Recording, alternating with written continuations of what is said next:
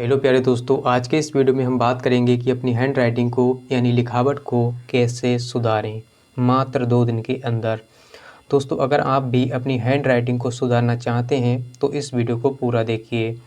दोस्तों, राइटिंग जो होती है, लिखावट होती है, सुंदर होना बहुत ही ज़रूरी है। चाहे आप पढ़ने में कितने तेज़ क्यों ना हो, है ना? चाहे आप बहुत तेज़ हों पढ़ने में या कमज़ोर हों, राइटिंग जो होती है सुंदर होना बहुत ज़रूरी है। तो अगर आप पढ़ने में तेज़ हैं, मान लीजिए आप 10 में से 10 क्वेश्चन हल करके आए हैं, यानी पूरे क्वेश्चन हल करके आए हैं ना, सभी क्वेश्चन 10 में से 10, और आपकी राइटिंग है बेकार यानी गंदी राइटिंग है, तो आपके नंबर कटेंगे ही कटेंगे, है ना? और आपका दोस्त है 10 में से 9 क्वेश्चन करके आया है, यानी उसने एक क्वेश्चन कम किया है, तो उसकी राइटिंग अच्छी है तो उसको नंबर ज़्यादा मिलेंगे, यानी उसके नंबर आपसे ज़्यादा हो जाएंगे और आपके गंदी राइटिंग की वजह से नंबर कट जाएंगे। तो आप भी चाहते हैं अच्छी राइटिंग हो जाए, है ना? तो अगर आप चाहते हैं तो इस वीडियो को पूरा देखिए। तो चलिए शुरू करते हैं। दोस्तों, हैंड राइटिंग में सबसे मेन चीज़ होती है कि आप पेन को किस तरह से पकड़ते हैं, है ना? तो यही मेन चीज़ होती है, पेन को किस तरह से आप पकड़ते हैं।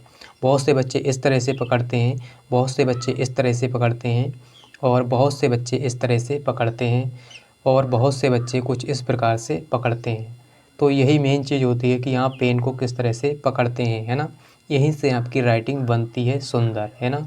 तो आप कौन कौन सी गलतियाँ करते हैं इसको ध्यान से समझ लेना और उन गलतियों को आगे मत करना, है ना? तो सबसे पहले देखिए, आपको क्या करना है, पेन को कुछ इस प्रकार से पकड़ना है और तीसरी उंगली इस तरह से लगा लेनी है, इस तरह से आपको पकड़ना है ना? और देखिए जो यहाँ पर इसके यानी यहाँ पर जो अंतर है ना? इन दोनों के बीच का अंतर यानी यहाँ से यहाँ तक की दूरी जो है, ये दूरी जो है 1 से 1.5 इंच की होनी चाहिए, है ना? तो बहुत से बच्चे यहाँ पर पकड़ लेते हैं, है ना? इतना पकड़ लेते हैं और फिर उनकी राइटिंग जो गंदी हो जाती है ना? और बहुत से बच्चे क्या करते हैं, यहाँ से पकड़ के लिखते हैं, है ना? इतनी दूर से, इस वजह से उनकी राइटिंग गंदी होती है। तो देखिए दोस्तों, आपको क्या करना है, यहाँ पर 1 से 1.5 इंच का अंतर होना चाहिए, है ना? इस तरह से आपको पकड़ना है ना? देख लीजिए ध्यान से, इस तरह से। तो इस तरह से आप पकड़िए पेन को और आराम से लिखिए इस तरह से, है ना? बिल्कुल सीधा पेन होना चाहिए, है ना? ऐसा नहीं कि इधर इधर जा रहा है और इधर जा रहा है ना, ऐसा नहीं होना चाहिए। आपको सीधा पेन यानी इस तरह से। और देखिए दोस्तों, पकड़ने के बाद आप क्या करेंगे, पेन को बहुत तेज़ी से यानी कसकर नहीं पकड़ना है ना, कस के नहीं पकड़ना है, यानी आराम से पकड़ना है और इतने ढीले भी नहीं पकड़ना है कि पेन हाथ से छूट जाए, है ना? तो ज़्यादा कसकर ना पकड़ना है, यानी कस के नहीं पकड़ेंगे और ना ही इतना ढीला पकड़ेंगे कि हाथ से पेन छूट जाए, है ना? और इतने दबाकर भी नहीं लिखना है कि यानी पेज के पीछे छप जाता है ना, इस तरह से भी नहीं लिखना है। आपको क्या करना है, आराम से पेन को पकड़ना है, यानी होल्ड करना है, इस तरह से पकड़ना है कि पेन हाथ से ना छूटे, है ना? और आराम आराम से लिखना है। और जो पूरा हाथ है आपका ढीला होना चाहिए, है ना? पूरा हाथ ढीला होना चाहिए और इस तरह से ये सभी ढीला होना चाहिए, यानी आपको लूज होना चाहिए, है ना? टाइट नहीं होना चाहिए और ज़्यादा दबाकर आप पेन नहीं पकड़ेंगे, यानी कस के नहीं पकड़ेंगे, है ना? तो यहीं पर आपकी राइटिंग बनती है सुंदर, है ना? और देखिए इसके बाद यानी आप पेन को पकड़ना सीख गए, है ना? इस तरह से पकड़ेंगे, है ना? इस तरह से। और देखिए एक ही तरह का पेन आप यूज करेंगे, है ना? आपको एक ही तरह के पेन यूज करना है ना? तो आपको जो पेन अच्छा लगता है उसी का आप प्रयोग करिए, है ना? अब देखिए आप यहाँ पर सीख गए पकड़ना पेन को, है ना? कैसे पकड़ना है। अब बात आती है कि लिखना कैसे है ना, लिखना कैसे है, चलिए इसको भी सीखते हैं। तो दोस्तों, अब हम बात करेंगे कि लिखना कैसे है ना। यहाँ पर हमने कुछ इस प्रकार से लिखा हुआ है ना? तो यहाँ पर आपको ध्यान रखना है कि जो अक्षर बने हुए हैं ये छोटे बड़े नहीं होने चाहिए, है ना? छोटे बड़े नहीं होने चाहिए। यहाँ पर देखिए एक जैसे अक्षर बने हुए हैं, है ना? एक जैसे। और इनके जो नीचे देखिए अंतर है, यानी स्पेस है ना? ये समान होना चाहिए, इस तरह से नीचे वाला स्पेस समान होना चाहिए, है ना? इस तरह से समान होना चाहिए, इस तरह से देखिए दोस्तों, है ना? और इनके जो बीच में यानी शब्दों के बीच में जो अंतर है, यहाँ पर देखिए ये भी समान होना चाहिए, है ना? स्पेस, है ना? शब्दों के बीच में अंतर ये भी समान होना चाहिए। बहुत से बच्चे क्या करते हैं कि चढ़ा चढ़ा के लिख देते हैं, वहाँ पर उनकी राइटिंग गंदी हो जाती है ना?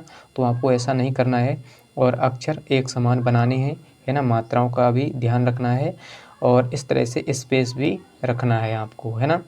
तो ओवरलैपिंग नहीं करनी है, यानी एक अक्षर के ऊपर एक अक्षर नहीं चढ़ाना है ना। तो ऐसा नहीं करना है। देखिए यहाँ पर इस प्रकार से आपको लिखना है और शुरुआत में आप कीजिए कि धीरे धीरे लिखें, है ना। अगर आपको तेज़ लिखना नहीं आता है तो धीरे धीरे लिखिए, यानी प्रैक्टिस करिए, आदत डालिए, है ना।